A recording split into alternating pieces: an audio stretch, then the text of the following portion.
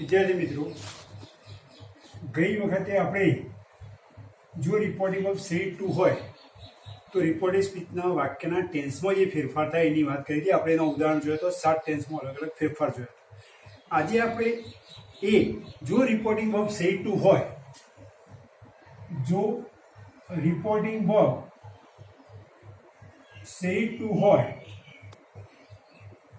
તો રિપોર્ટેડ સ્પીચના વાક્યના સમયસૂચક શબ્દોમાં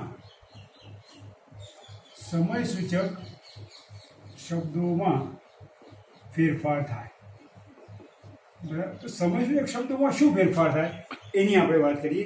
હવે જે ફેરફાર કરવાનો છે ટેન્સનો ફેરફાર તો ખરો જ, પણ સાથે સાથે સમયસૂચક શબ્દોમાં પણ ફેરફાર કરવાનો છે. તો એને આપણે અહીંયા 2 વિભાગમાં વહેંચીશું. એક છે અહીંયા ડાયરેક્ટ સ્પીચ અને ઇનડાયરેક્ટ સ્પીચ. બરાબર? તો ડાયરેક્ટ અને ઇનડાયરેક્ટ સ્પીચમાં રિપોર્ટિંગ વર્બ સેટ 2 હોય તો જ ફેરફાર કરવાનો છે. અને આપણે બધું રિપોર્ટિંગ વર્બ સેટ 2 હોય એવા દાખલા મતલબ પૂછાય છે પ્રશ્નો. તો એમાં જુઓ, અહીંયા દાખલા તરીકે આપણે અહીંયા ધીસ અથવા તો ધીજ શબ્દ હોય ડાયરેક્ટ સ્પીચમાં, કોઈ પણ રિપોર્ટેડ સ્પીચના વાક્યમાં, તો અહીંયા એનું થશે, ધીસનું થશે ધેટ અને ધીસનું થશે ધોઝ. બરાબર છે? નંબર 2, જો ટુડે હોય અથવા તો ટુ નાઇટ શબ્દ હોય તો એનું અહીંયા ધેટ ડે અથવા તો ધેટ નાઇટ શબ્દ થશે. જો અહીંયા નાવ શબ્દ હશે તો અહીંયા ધેન શબ્દ થઈ જશે. અહીંયા જો હિયર શબ્દ હશે તો અહીંયા ધેર શબ્દ થઈ જશે. અહીંયા તો થસ શબ્દ હશે તો અહીંયા સો શબ્દ થશે. પછી બીજું, અહીંયા દાખલા તરીકે યસ્ટરડે શબ્દ છે તો યસ્ટરડે હશે તો અહીંયા the last day, the day before અથવા તો ધ પ્રીવિયસ ડે. આવા ત્રણમાંથી કોઈ પણ એક શબ્દનો આપણે ફેરફાર કરીશું. જો અહીંયા યસ્ટરડેની જગ્યાએ જો ટુમોરો હોય તો અહીંયા the next day, the day after અથવા તો ધ ફોલોઈંગ ડે એવો શબ્દ થશે. જો તો અહીંયા ટુમોરો હોય તો the next day, the day after, the following day. હવે માનો કે અહીંયા the last day, night, week,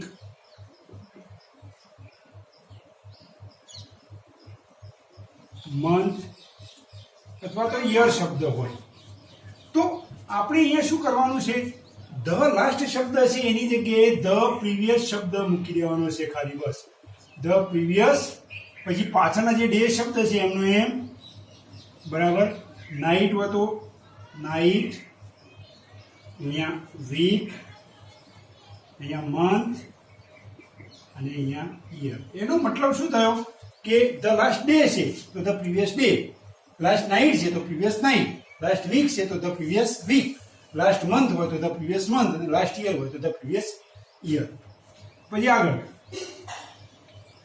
માનો કે ધ નેક્સ્ટ શબ્દ છે, ધ નેક્સ્ટ પછી day, next day, next night, next week, next month અથવા તો નેક્સ્ટ યર શબ્દ હોય તો એના માટે આપણે અહીંયા શું કરવાનું છે? ધ ફોલોઈંગ શબ્દનો ઉપયોગ કરવાનો છે. તો અહીંયા ધ નેક્સ્ટ ડે છે તો the following day, next night હોય તો the following night, next week છે તો ધ ફોલોઈંગ વીક,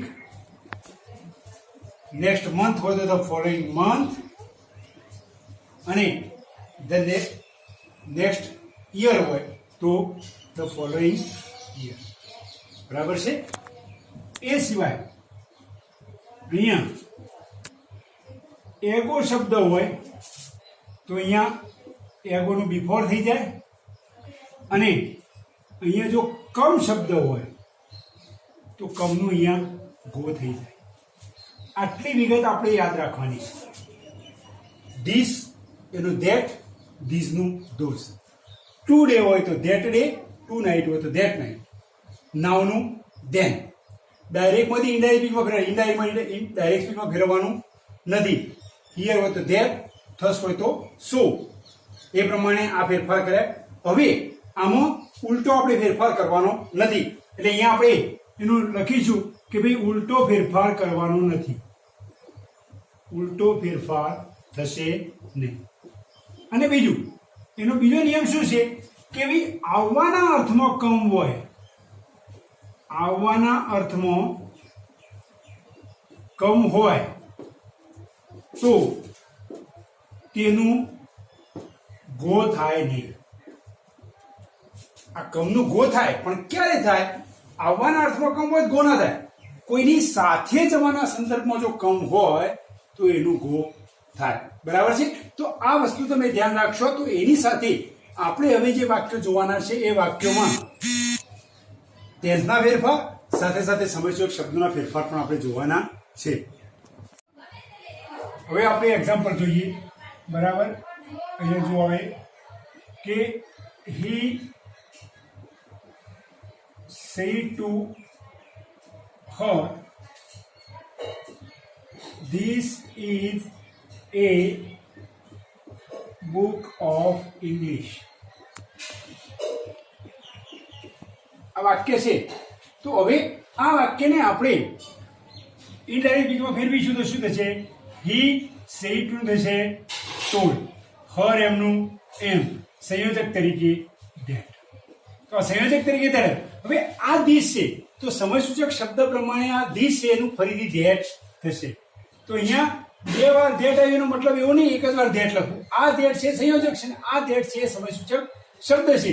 તો he told her that આ સંયોજક, અને આ this નું that, અને આ is નું થઈ જશે was, એટલે ટેન્સ પણ બદલાયો, સમયસૂચક શબ્દ પણ બદલાયો. તો that was a book of English. આ રીતે એનું વાક્યનો ફેરફાર થશે. બરાબર. હવે બીજું કે he said to her,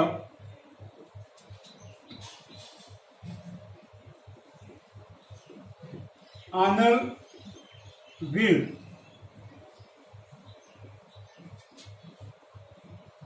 do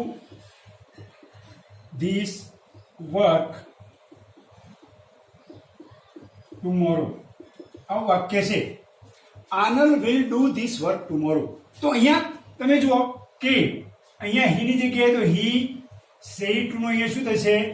told, હર એમનું એમ. હવે બે વાક્યના સંયોજક તરીકે શું આવશે? અહીંયા ધેટ. હવે આનલ શબ્દ છે તો એમને એમ રહેશે, પણ ટેન્સના નિયમ પ્રમાણે શેર વિલ નું શું થશે? વુડ. વુડ થશે એટલે ક્રિયાપદનું મૂળ રૂપ તો એમને એમ રહેશે ટુ, પણ અહીંયા ધીસ છે સમયસૂચક શબ્દ છે એટલે ધીસ નું થઈ જશે ધેટ. વર્ક શબ્દ એમને એમ, અને ટુમોરો છે એ પાછો સમયસૂચક શબ્દ થયો એટલે અહીંયા ધ નેક્સ્ટ ડે શબ્દનો ઉપયોગ કરવો પડશે. બરાબર છે. તો આ રીતે એનો ફેરફાર. આગળનું ઉદાહરણ જોઈએ આપણે. She said to him,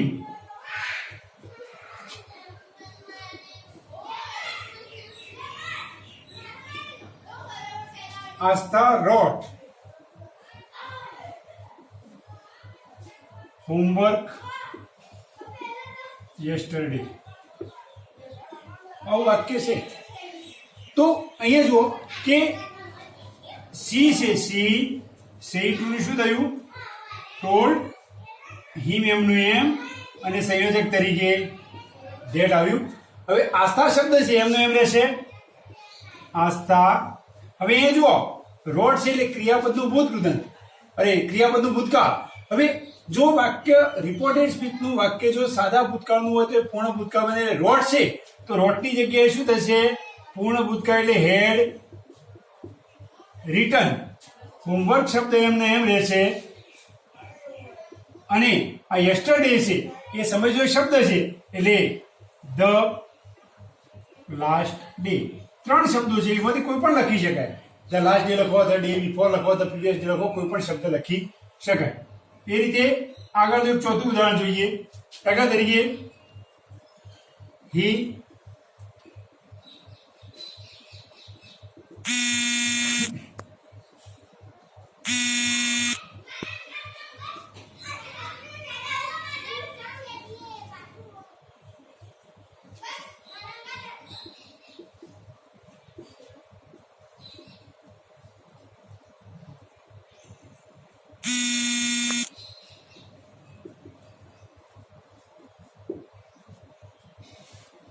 બરાબર. હવે આ જુઓ તો he said to her Anand was not in the library yesterday. તો અહીંયા આપણે આ વાક્ય લખીશું ત્યારે he said to નું શું થયું told her અને that સંયોજક આવ્યું. આનંદ શબ્દ એમનો એમ રહેશે. અહીંયા જુઓ was not say તો was not હોય તો was નું શું થાય had been. બરાબર. પણ અહીંયા not છે એટલે પહેલા શું લખવાનું had not been in the library અને yesterday છે એનું the last day. અને આપણે એક છેલ્લું ઉદાહરણ જોઈ લઈએ એટલે એનો ખ્યાલ આવી જાય કે he said to her this is the right that in that place. બરાબર. હવે અહીંયા જુઓ તો આ વાક્ય છે he said to told her. હવે વાક્યના સંયોજક તરીકે શું આવ્યું that. પછી આ this છે તો એ this નું ફરીથી શું થશે that. is નું થશે was. the right એમનું એમ રહેશે. ફરી પાછું that આવ્યું તો એ that એમનું એમ રહેશે. ઇન આ ફરી ધેટ આવી તો એ પણ એમનું એમ રહેશે અને પ્લેસ શબ્દ એમનું એમ. તો અહીંયા જુઓ 1 2 બરાબર અહીંયા 3 ને 4 ધેટ છે તો પણ એમાં કોઈ ફેરફાર કરવાનો. જેટલી વાર ધેટ આવે એટલી વાર વાક્યમાં કોઈ શબ્દ આપણે દૂર નથી કરવાનો. જે સમજ્યો શબ્દો હોય એ સમજ્યો શબ્દનો ફેરફાર કરવાનો છે અને સંયોજક તરીકે ધેટ મૂકવાનું છે.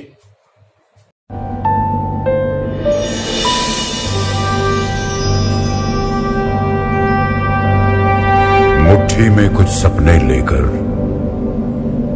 भर कर जेबों में आशाएं, दिल में है अरमान यही कुछ कर जाएं, कुछ कर जाएं. सूरज सा तेज नहीं मुझ में, दीपक सा जलता देखोगे. सूरज सा तेज नहीं मुझ में, दीपक सा जलता देखोगे. अपनी हद रोशन करने से तुम मुझको कब तक रोकोगे, तुम मुझको कब तक रोकोगे.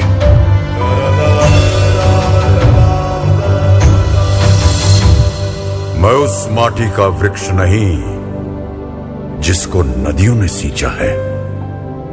मैं उस माटी का वृक्ष नहीं जिसको नदियों ने सींचा है. बंजर माटी में पल कर मैंने मृत्यु से जीवन खींचा है. मैं पत्थर पर लिखी इबारत हूं, मैं पत्थर पर लिखी इबारत हूं. शीशे से कब तक तोड़ोगे, मिटने वाला मैं नाम नहीं. तुम मुझको कब तक रोकोगे, तुम मुझको कब तक रोकोगे.